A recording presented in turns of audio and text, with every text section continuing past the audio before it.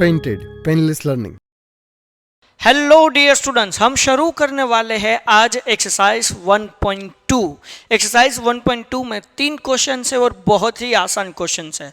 जो बच्चे standard maths लेना चाहते हैं यानी कि ए ग्रुप करना चाहते हैं, उन सारे बच्चों के लिए ये क्वेश्चन बहुत ही आईएमपी है और एग्जाम में 100% हमें पूछा जाएगा। हमें क्या करना है इस क्वेश्चन में?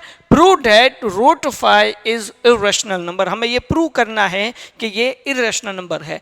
अब ऐसे सम करने के लिए आपके पास टोटल 5 स्टेप है। अगर ये 5 स्टेप आप फॉलो करोगे तो आपको ये सम बहुत ही आसानी से सोल्व कर पाओगे। अगर ये एक सम आपने सोल्व कर दिया तो रूट 2 भी इरेशनल आप सोल्व कर पाओगे, रूट 3 भी इरेशनल सोल्व कर पाओगे, रूट 7 या रूट 11 या कोई भी ऐसा नंबर रूट में जिनका रूट न निकलता हो वो आप आसानी से सोल्व कर पाओगे। तो कैसे करेंगे, चलो देखते हैं। सबसे पहले हमें क्या करना है कि हमें ये एज्यूम करना है कि रूट 5 जो है वो रेशनल नंबर है। सबसे पहला स्टेटमेंट हमें लिखना होगा, let us assume that root 5 is rational number. अगर रूट 5 रेशनल नंबर है तो उसे हम a अपॉन b की फॉर्म में लिख सकते हैं, जहां पर a and b are coprime. ठीक है ना, को प्राइम का मतलब आप समझते हो, ठीक है, दोनों प्राइम नंबर है।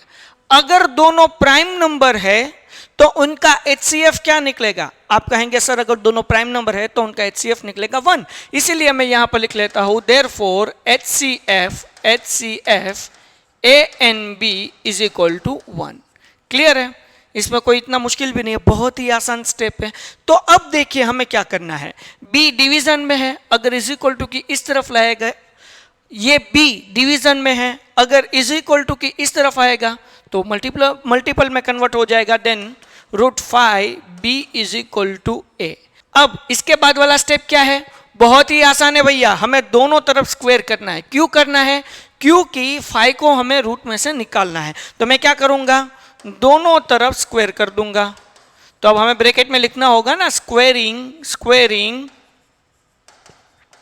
Both side. चलो, किसी को कोई डाउट? ये बहुत ही आसान है। अब अगर हम स्क्वायर करेंगे देन रूट 5 का स्क्वायर क्या होगा? 5 होगा। b का स्क्वायर क्या होगा? b स्क्वायर, और a square as it is. चलो डन है। अब देखिए ये स्टेटमेंट समझना बहुत ही जरूरी है। कौन सा स्टेटमेंट? अब देखिए यहां पर ये a स्क्वायर यहां पर है 5b square is equal to a square. a square is equal to, आप यहां पर देखो कि 5 है, इसका मतलब क्या होता है कि a square divisible by 5। A square जो है वो 5 से डिवाइड होगा। क्यों डिवाइड होगा? क्योंकि ए स्क्वायर कैसे बना है? 5b स्क्वायर से बना है, तो वो 5 से डिवाइड होगा ही। ए स्क्वायर तो हम यहाँ पर लिखेंगे डिविजिबल, तो लिखने में ज़्यादा टाइम ना जाए इसलिए मैंने यहाँ पर लिखा हुआ है, वो मैं यहाँ से कॉपी कर लेता हूँ ताकि हम जल्दी से सम सोल्व कर पाए। ठीक है ना, हमारा टाइम जो है वो लिखने में यूज़ ना हो। चलो मैं यहाँ से कर देता हूँ पेस्ट। चलो टम टम टम टम टम। अब देखिए यहां पर मैंने लिखा हुआ है a square is divisible by 5। क्यों 5 से डिवाइड होगा? क्योंकि बनाई है 5b स्क्वायर, यहां पर 5 है इसलिए a स्क्वायर उनसे डिवाइड होगा। अगर a स्क्वायर 5 से डिवाइड होता है तो a भी 5 से डिवाइड होगा। आप कहोगे कि सर समझ में नहीं आ रहा है, थोड़ा आसान करो ना। ओके, एक्सप्लेन करता हूं। चलो मान लीजिए कि ये a की जगह पर 5 है, ये a की जगह पर क्या है? 5 है। 5 का स्क्वायर क्या होगा? 25। 25 5 के साथ डिवाइड होगा। आप कहेंगे यस सर 5 5 जा 25।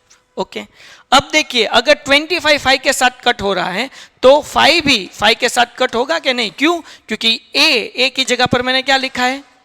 5 लिखा है। a स्क्वायर a की जगह पर मैंने 5 लिया, 5 का स्क्वायर क्या हुआ? 25। 25 5 के साथ कट हुआ, 5 5 जा 25।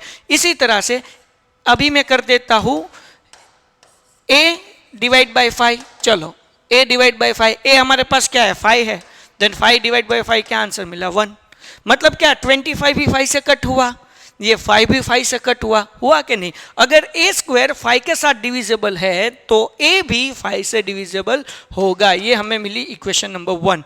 अब यहां तक अगर आपको समझ में आ गया है तो आगे सम जो है वो बिल्कुल आसान है। क्लियर? तो यहां पर हमें मिल गई इक्वेशन 1। अब क्या मिला? a is also divisible by 5। अब हम आगे एज्यूम करते हैं, लेट। अब देखिए a is equal to 5c। और c जो है हम क्या करते हैं वो हमारे लिए इंटीजर्स है। तो मैं यहाँ पर लिख लेता हूँ, अगेन मैंने पे यहाँ पर लिखा हुआ है c इज इंटीजर्स, कॉपी कर लेता हूँ, तुम जल्दी हो जा भाई। ओके ये हो गया कॉपी। c क्या है हमारे पास, इंटीजर्स है, ठीक है। c हमारे पास क्या है, c is an integers. Okay आगे बढ़ते हैं। अब देखिए भैया इनको हमें स्क्वायर करना है, a स्क्वायर और 5c²। ये सारे स्टेप रिपीट करेंगे जो हमने ऊपर किया। वो क्या लिखेंगे, स्क्वेयरिंग बोथ साइड, ठीक है। ओके a स्क्वायर, तो यहां पर हमारे पास a स्क्वायर की वैल्यू है, क्या है 5b²। तो मैं यहां पर लिख लेता हूं 5b²। अब 5c² है तो 5 का स्क्वायर क्या होगा 25 और c का स्क्वायर क्या होगा c²। समझ रहे हो, आगे बढ़ जाते हैं। अब देखिए इसे मैं ले लेता हूं साइड में। ओके डियर स्टूडेंट, सब क्या करेंगे आपको समझ में आ गया है ना। a² is equal to 5c²। यहां पर a is equal to 5c हमने एज्यूम किया था, a का स्क्वायर किया और 5c² किया। a² की वैल्यू क्या है 5b², वो मैंने यहां पर रख दी, और 5 का स्क्वायर 25 होगा, c² एज इट इज। अब देखिए ये 5 मल्टीप्लीकेशन में इस तरफ आएगा तो डिवीजन में होगा, देन क्या होगा 5 5 25 होगा कि नहीं, क्या हमें आंसर मिलेगा 5 5 25। तो मैं यहां पर लिख सकता हूं b² is equal to 5c²। समझ रहे हो ना, पता चल रहा है ना, बिल्कुल आसान है। 5 5 25, then b² is equal to 5c²। अब यही स्टेटमेंट जो हमने लिखा था वो यहाँ पर रिपीट करना है। क्या करना है, चलो यहाँ पर हमने लिखा था a² इज डिविजिबल बाय 5, तो यहाँ पर हम किसकी बात करेंगे, b² की बात करेंगे, क्योंकि b² इज इक्वल टू क्या है 5c² है। तो हम क्या करेंगे, b² is divisible by 5। b² किससे डिवाइड होगा, 5 के साथ होगा। अगर b² उनसे होगा then therefore b is also divisible by 5।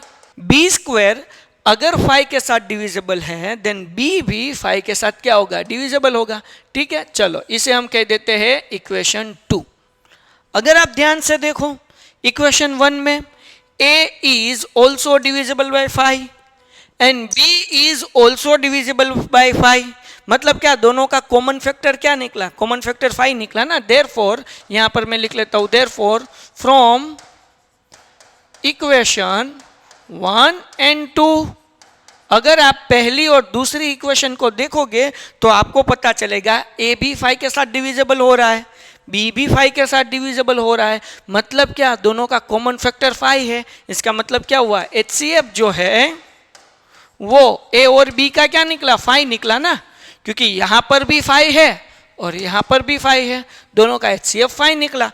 अब देखिए भैया हमने पहले कहा था HCF कितना होना चाहिए, 1 होना चाहिए, यहां पर HCF कितना निकला 5, मतलब क्या कि हमारा अजम्पशन गलत है, ये विरोधाभास खड़ा हो चुका है, ठीक है। तो हमें यहां पर स्टेटमेंट लिखना होगा, क्या स्टेटमेंट लिखेंगे, सो दिस कॉन्ट्राडिक्शन, क्योंकि जो ये विरोधाभास है उसे हम इंग्लिश में क्या कहेंगे, कॉन्ट्राडिक्शन कहेंगे, ठीक है। तो हमें ये स्टेटमेंट हर सम में लिखने, आपको याद कर लेना है। क्या स्टेटमेंट है, so this contradiction is arisen because, ये कॉन्ट्राडिक्शन विरोधाभास क्यों खड़ा हुआ, क्योंकि हमने अजम्पशन क्या किया था, रॉन्ग अजम्पशन किया था, रॉन्ग ही किया था ना, यहां पर इरेशनल था, हमने अजम्पशन क्या किया कि ये रेशनल है, तो हमने ये रॉन्ग अजम्पशन किया, इसीलिए ये कॉन्ट्राडिक्शन खड़ा हुआ है। तो यहां पर लिख सकते हैं देयरफॉर √5 इज, क्या लिखेंगे, इरेशनल नंबर। तो इस तरह से हमें सम करना है, बहुत ही आसान है। देखिए पहला स्टेप क्या है, आपको एज्यूम कर लेना है कि वो रेशनल नंबर है, रेशनल नंबर है तो उसे हम a और b की फॉर्म में लिख सकते हैं, जो को प्राइम नंबर हो गया उसका HCF क्या होगा, 1 होगा। फिर हम क्या करेंगे, b को डिवीजन में से क्या कहाँ पर ले जाएंगे, मल्टीप्लिकेशन में, दोनों तरफ स्क्वायर कर देंगे। फिर हमें ये स्टेटमेंट लिखना होगा कि भैया a² is divisible by 5 then a also divisible by 5। अगर a² 5 के साथ डिवाइड होता है देन a भी 5 के साथ डिवाइड होगा। फिर आगे हमें एज्यूम कर लेना है a इज इक्वल टू, हमें मिला 5 तो हम क्या लिखेंगे, a is equal to 5c, दोनों का स्क्वायर करेंगे both side, A square is equal to 5c²। A square की वैल्यू क्या है 5b² और 5 का स्क्वायर होगा 25, 5 मल्टीप्लीकेशन में है, डिवीजन में आ जाएगा, b² is equal to 5c²। अब हमें क्या करना है, लिखना है यहाँ पर b² is divisible by 5, then b also divisible by 5, तो मतलब दोनों का HCF 5 निकला। तो ये तो भैया गलत हो गया, क्योंकि हमें HCF चाहिए 1, मिला 5, मतलब क्या कि हमारा अजम्पशन ही गलत था। तो क्या प्रूव होता है कि √5 रेशनल नंबर है। तो इसी तरह का क्वेश्चन आपको पूछा जाता है एग्जाम में, √2 is irrational number, √7 is irrational number, √11 is irrational number. यही स्टेप हमें फॉलो करने हैं। आशा रखता हूं कि ये सम अच्छी तरह से आपको समझ में आया होगा। अगर समझ में आया तो प्लीज़ वीडियो को लाइक कीजिए, अपने दोस्तों के साथ शेयर कीजिए और ख़ास तौर पर इस चैनल को सब्सक्राइब कीजिए। मिलते हैं एक नए वीडियो में, तब तक गुड बाय एंड धन्यवाद। Painted Painless Learning